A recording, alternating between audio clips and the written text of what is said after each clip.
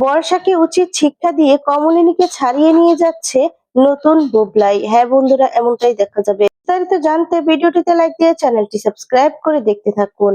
গল্পের শুরুতে দেখা যাবে অয়নদীপের কাছে যায়, আর তখন দেখা যাবে অয়নদীপ বলতে থাকে, কেমন কাটালে ওই কয়টা দিন?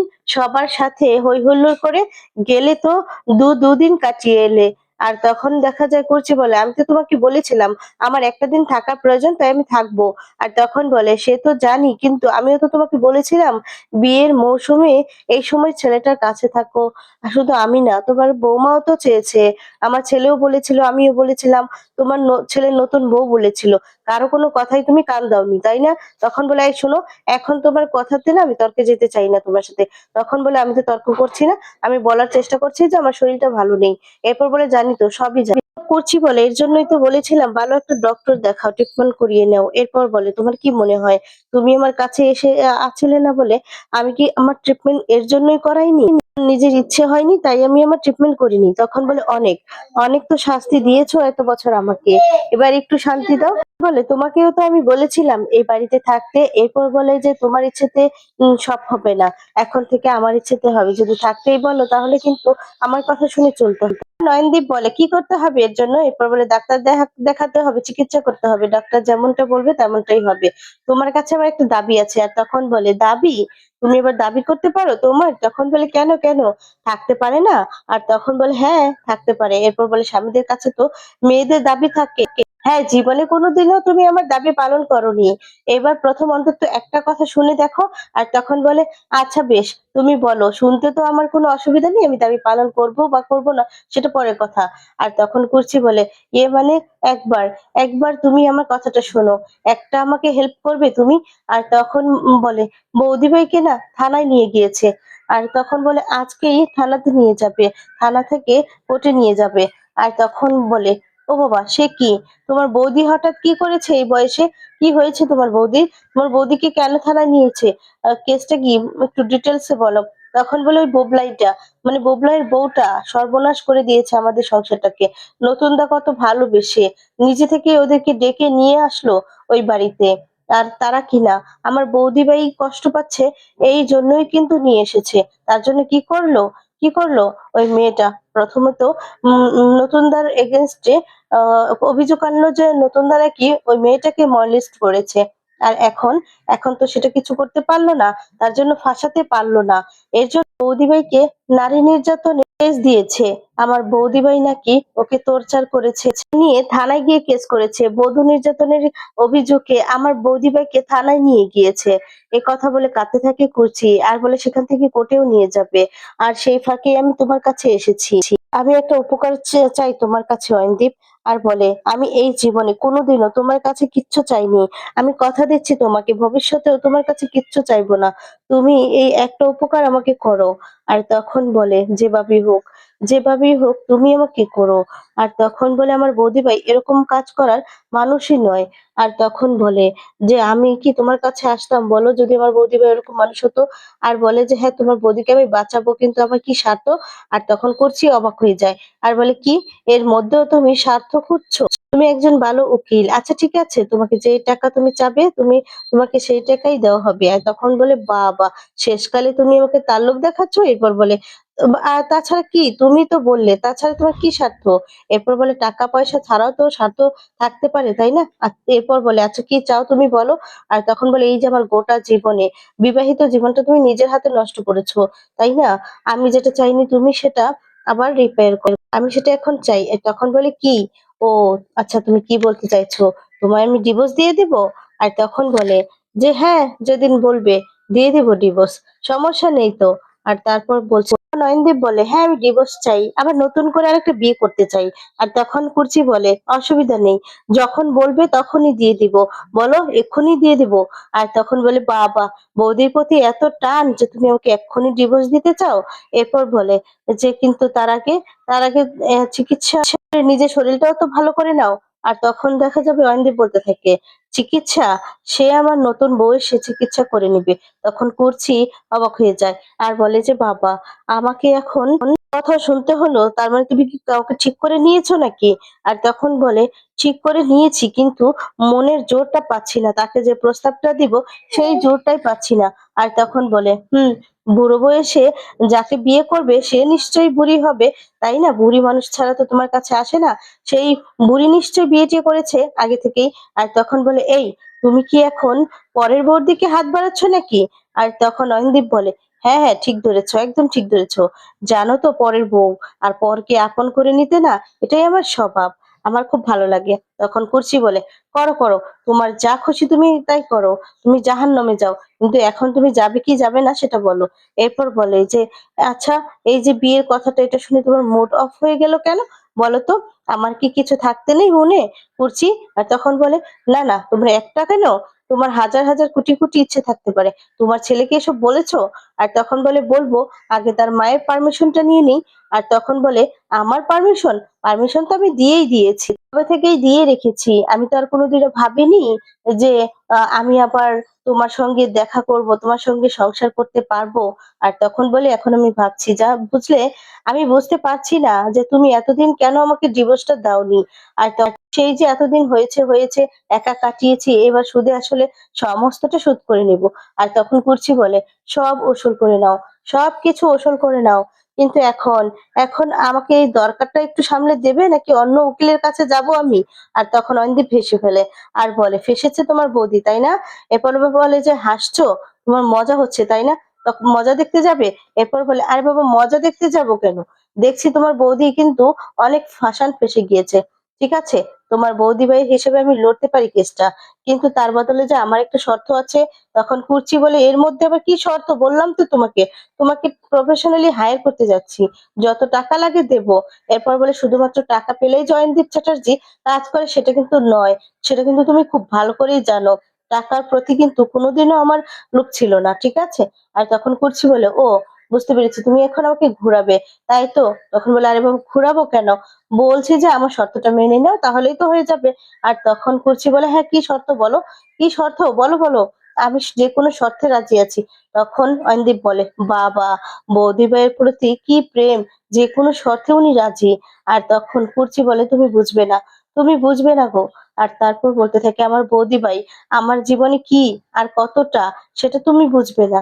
তারপর বলছে, "তাছাড়া একটা নিরীহ মানুষকে এরকম ভাবে অন্যায় করা হবে, তার উপর এরকম একটা অন্যায়, সেটা তো আমি কিছুতেই মেনে নিতে পারবো না। ওই মেয়েটা বৌদি ভাইকে মিথ্যে ফাঁসানোর চেষ্টা করছে। তার জন্য বৌদি ভাইকে গিয়ে জেলে থাকতে হবে। না, এটা আমি মেনে নিতে পারছি না। এটা আমি মরে গেলেও পারবো না। কিছুতেই মেনে নিতে পারবো না।" তখন দেখা যায় অয়নদীপ বলে, "এই না, না, তুমি মরো না। তুমি মরলে আমার বিয়েটা কি করে হবে?" আর তখন বলে, "মানে?" এরপর বলে, "মানে আবার কি? তোমাকে তো পারমিশন দিতে হবে। তুমি পারমিশন দিবে, তারপর তো আমার বিয়েটা হবে। আমি তো তারপর বিয়েটা করতে পারবো। আর তুমি যদি মরে যাও তাহলে তো আমার ক্ষতি।" তখন কুর্চি বলে, "ছি, ছি, ছি, ছি, তোমার লজ্জাও করে না? ছেলের বিয়ে হয়ে গিয়েছে, ছেলের সামনে এখন তুমি নতুন বউ নিয়ে ঘুরবে?" আর তখন বলে, "কেন? তোমার কি একটু হিংসে-টিংসে হচ্ছে?"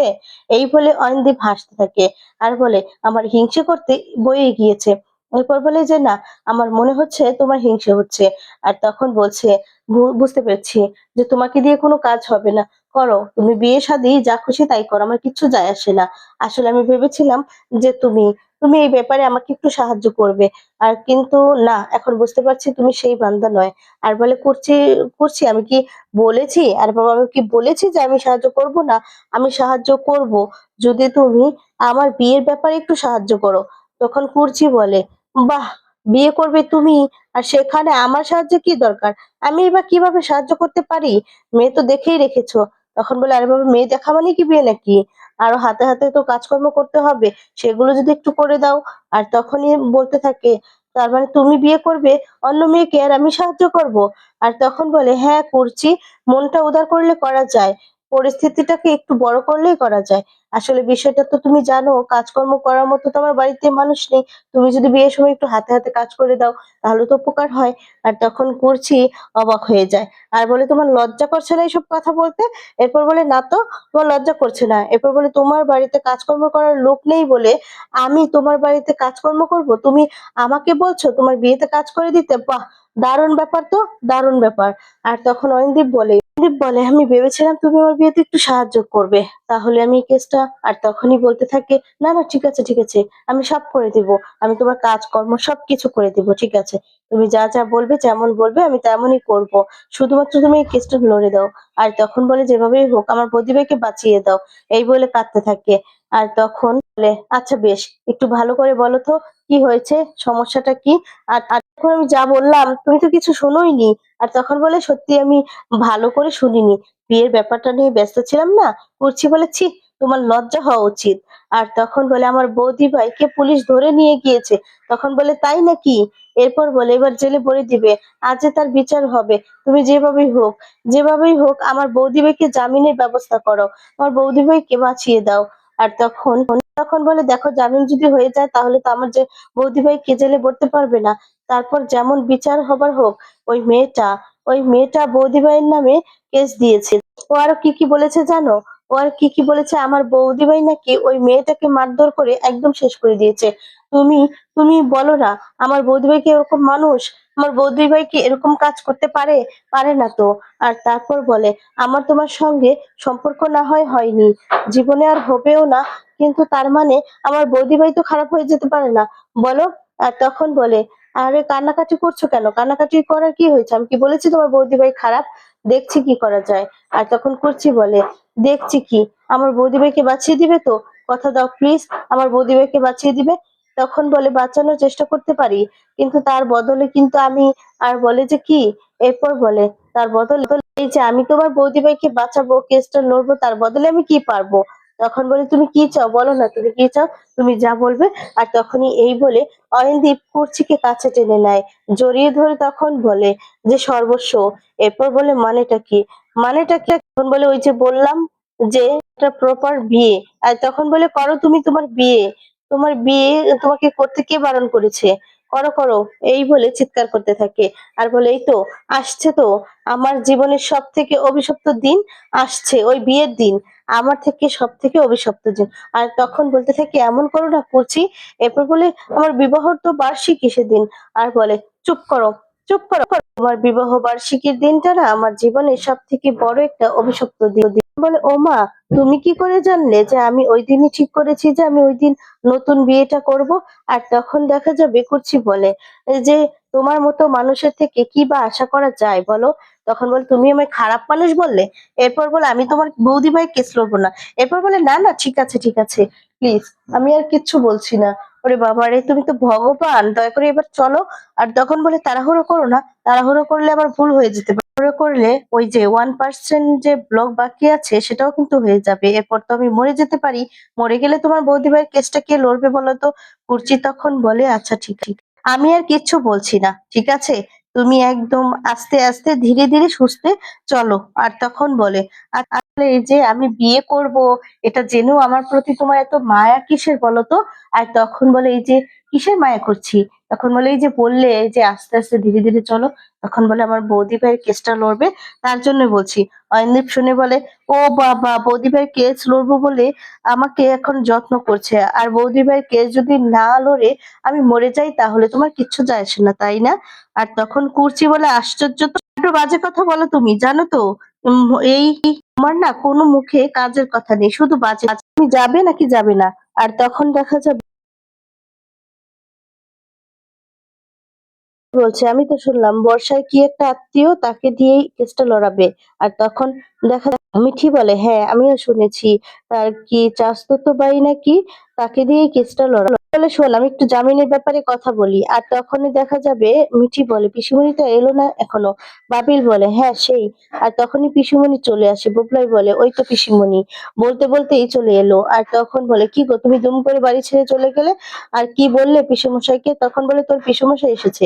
তখন এই কথা শুনে খুশি হয়ে যায় সবাই। বিশেষ করে বুবলাই। আর তখন বলে কোথায়? এরপর বলে ওই জামিনের ওখানে গিয়েছে। জামিনের কথা শুনতেই বুবলাই খুশি হয়। আর তখন দেখা যাবে নতুন বলে আজকেই তো কোর্টে নিয়ে যাবে। আর তখন বলে ভালো তো নতুন দাম। তারপর দেখা যাবে বলতে থাকে জামিনের ব্যাপারেই কথাবার্তা বলতে গেছে ওখানে। আর তারপর নতুন বলে এখন তো কথা বলে কোনো লাভ নেই। হিয়ারিং তো শুরু হয়ে গিয়েছে। এরপর বলছে দেখা যাক কি হওয়া যায় আজকে যদি ছেড়ে দেয়। আর তারপর দেখা যাক বলে নতুন কাকু এত আশা কিন্তু আমি করছি না। তখন নতুন বলে বুবলাই তোর মাকে বাড়ি না নিয়ে আমি কিন্তু যাব না। এটা মাথায় রাখি। বলে আমার সব থেকে বেশি খারাপ লাগছে কি জানো তো বর্ষা এইভাবে এতটা খারাপ ভাবে আমার মাকে ফাঁসিয়ে দিল। আমি এটা ভাবতে পারছি না জাস্ট। আমার মা তো মায়ের সম্পর্কে যে অভিযোগগুলো করেছি তার মধ্যে তো কোনো সত্যটা নেই। পুরোটাই তো মিথ্যে। ও মিথ্যে কথা বলেছে। নতুন বলে এসব কথা আমি শুনে কি করব? ভোগান্তি তো তোর মায়ের। সে কি বা চেয়েছিল? সে বেসেছিল তোদেরকে, মায়ায় আটকে তোদেরকে একসঙ্গে নিয়ে সবাইকে নিয়ে থাকতে চেয়েছিল ভালোভাবে। এটাই তার ভুল। কুর্চি বলে শোন বুবলাই তোকে একটা কথা বলছি কিছু মনে করিস না। এরপর হয়তো তুই বুঝতে পারবি। ঠিক আছে তোর জীবনে ওই মানুষটা কত উপকারী আর কতটা উপকারী নয়।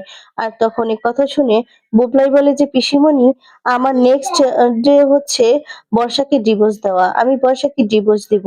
তখন বাবিল বলে আমরা সে কথা বলছি না দাদাভাই। তার মানে তো এই নয় যে আমার মাকে অপমান করতে হবে এভাবে কোর্টে আসতে হবে। আর তখন বলে এভাবে পুলিশ গাড়িতে তুলে মাকে নিয়ে আসবে। এটা তো হতে পারে না। আমার মা এগুলো ডিজার্ভ করে না। মা কি ভুল করেছিল? আমার মাকে এত যন্ত্রণা ভোগ করতে হবে কেন? আর তখন বলে এত অপমান এত যন্ত্রণার তো কথা ছিল না মার ভোগ করার। আর তারপর দেখা যায় বুবলাই বলে জানি। আর তখন বলে জানি মায়ের এগুলো করার কথা ছিল না। এই হিসেবে মা আমার কাছ থেকে এগুলো পেলো তো আমিও চেষ্টা করব মা যা যা হারিয়েছে সবটা মাকে ফিরিয়ে দেওয়ার। বিশ্বাস কর তোরা, বিশ্বাস কর। আর তখন নতুন বলে আমি একবার অয়নবাবুর সাথে কথা বলে আসি। জামিনের জন্য যদি কোনো প্রয়োজন হয় বা অন্য কোনো প্রয়োজনে যদি দরকার থাকে। আর তখন কুর্চি বলে কেন? ও একা পারবে। তখন বলে না টাকা পয়সার ব্যাপারেও তো আম, আহ, বিষয় আছে। জামিন করতে গেলে তো কিছু টাকা লাগবে। আর তখন কুচি বলে অতটুকু কি ও দিয়ে দিতে পারবে না? নতুন দা তুমি পরে দিও। তখন বলে না না আমি তো আমি তো ওর সঙ্গে আছি। তাই আমাকে দেখতে হবে ব্যাপারটা। আর তারপর দেখা বলে ওকে ধরে নিয়ে এসেছি বলেছি আমাদের কেসটা ওকেই লড়তে হবে। আর তখন দেখা যায় মিঠি বলে পিসেমশাই যখন কেসটা লড়ছে আর কোনো চিন্তা নেই পিসেমশাই ঠিক জিতিয়ে দিবে আমাদেরকে। আর তখন এই কথা শুনে খুশি হয়ে যায় সবাই। এরপর বলে যেটা সত্যি সেটার পক্ষেই কিন্তু পিসেমশাই লড়াই করবে। তখনই দেখা যাবে সেখানে সেখানে কৃষাণু চলে আসে। আর তখন বলে তুমি? এরপর বলে স্যার আপনাদের বাড়িতে তো আজকে আমার যাওয়ার কথা ছিল সেখানে গিয়ে শুনলাম আর এখানে ছুটে এসেছি। বলে তুমি এখানে আসতে গেলে কেন? আসলে একটা বাড়িতে প্রবলেম হয়েছে তো এর জন্য। তখন কৃষাণু বলে কেন স্যার আসতে পারি না? আপনি একটা কেসের সাথে জড়িয়ে পড়েছেন আর সেই কেসে আমি থাকতে পারি না? এরপর দেখা যাবে বলতে থাকে না নিশ্চয়ই তুমি পারো। কিন্তু আমি সে কথা বলতে চাইছি না। আমি বলতে চাইছি যে তুমি তোমার সময় নষ্ট করবে, একটা সকাল নষ্ট করবে এসবের মধ্যে কেন? আর তখন দেখা যাবে কৃষাণু বলে সকাল নষ্ট করলাম কেন বলছেন? এই সকালটা তো কাজেও লাগতে পারে। তখন কুর্চি বলে তুমি এসেছো বেশ করেছো। আমি তো ভেবেছিলাম তুমি আরো আগেই আসবে। আর তারপর দেখা যাবে বলতে থাকে নতুনরা যাই বলুক না কেন তুমি আসায় অন্তত আমি খুশি হয়েছি। চলো এবার। আর তখন দেখা যায় বলতে থাকে কি হয়েছে আমায় একটু বলবেন? আর তখন বুবলাই বলে আমি বলছি আমার স্ত্রী বর্ষা আমার মায়ের নামে বধূ নির্যাতনের কেস করেছে এবং সেটা সেটা সমস্তটা মিথ্যে। এক বর্ণ এক বর্ণও সত্যি নয়। তখন কৃষাণু বলে সেটা আর বলে দিতে হয়? ওই ভদ্র মহিলাকে একবার দেখেই আমি বুঝতে পেরেছিলাম ওনার পক্ষে আইজয় করা সম্ভব হোক না কেন উনি কাউকে নির্যাতন করতে পারেন না এবং নিজেই নির্যাতিত হতে পারেন। আর তারপর দেখা যাবে আবিল বলে তুমি যে আমার মাকে এতটা বুঝেছো তার জন্য আর তখন বলে সেটা বুঝতে আমার খুব বেশি পরিশ্রম করতে হয়নি। আর তখন দেখা যাবে নতুন বলে তাহলে পড়ছি আমি কি অয়নের কাছে যাব না? তখন বলে না কোনো দরকার নেই। ও ঠিক চলে আসবে। ওকে আসতে দাও। চলো আমরা ভিতরে যাই। আর তারপর দেখা যায় নতুন বলে কৃষাণু আমি ভিতরে যাচ্ছি। ঠিক আছে আমি গিয়ে দেখি যে ও এসছে কিনা। আসলে ভিতরে তো কিছু কাজকর্ম থাকে। আর তারপর বলতে থাকে ওকে পুলিশ নিজেদের গাড়ি করে নিয়ে গিয়েছে। এরপর তার দেখা হয়নি। হয়তো ওরা পৌঁছে গিয়েছে সেটাই দেখি।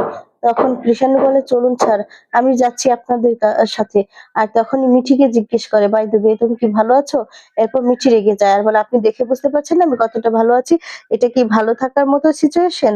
আর তখন বলে, "এটাই তো বেস্ট টাইম আমার ভালো থাকার জন্য, তাই না?" আর তখনই কুর্চি বলে, "আহ মিঠি, এরকম করে কেন কথা বলছিস? উনি তো জাস্ট জিজ্ঞেস করেছে, এমনি জিজ্ঞেস করেছে কথাটা, তাই না? এত রিঅ্যাক্ট করে কি আছে?" মিঠি তখন বলে, "না এমনি কেউ জিজ্ঞেস করে না পিসিমণি এই সিচুয়েশনে।" আর তারপর দেখা যাবে বলে, যাকে মার জন্য যার মার জন্য কোর্টে আসতে হয়েছে আর তাকে জিজ্ঞেস করছে যে সে ভালো আছে কিনা। তখন দেখা যাবে কৃষাণু বলে, "কোর্টে এসে লাভটা কি? কোনো ফাংশন আছে? তোমার হাবভাব দেখে তো মনে হচ্ছে তুমি কোর্টে বেড়াতে এসেছো। আর তোমার ফাংশনটা কি?" তখন বলে, "সে যাই হোক না কেন সেটা আপনাকে আমি বলতে বাধ্য নই।" আর তখন বলে, "না তার মানে এত রিঅ্যাক্ট করছো কেন? এত রিঅ্যাক্ট করার মতো তো কিছু হয়নি।" আর তখন নতুন বলতে থাকে যে, কৃষাণু প্লিজ তোমাদের এই জোড়াটা আমার একদম ভালো লাগে। আমি খুব এনজয় করি। কিন্তু আজকে মনটা খারাপ তাই এনজয় করতে পারছি না।"